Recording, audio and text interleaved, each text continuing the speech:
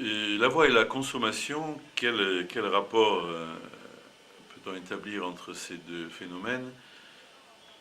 Bien, pour le comprendre, et je voudrais expliciter un peu les stratégies de consommation qui sont celles du système marchand contemporain.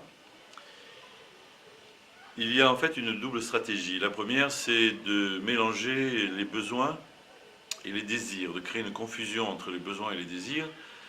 Les besoins, comme on sait, peuvent être satisfaits, alors que les désirs, par essence, ne peuvent être atteints, du moins dans leur totalité. Et de toute façon, la partie qui est atteinte, c'est toujours fugitif, ce qui est un moteur d'action de l'humain.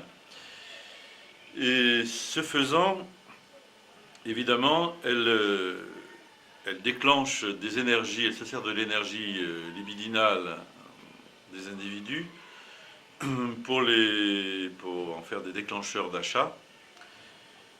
Et comme forcément les attentes ne sont pas à la hauteur des espérances, il y a une déception qui est donc une chute après cet élan, cette tentative d'élan pour décrocher l'objet du désir.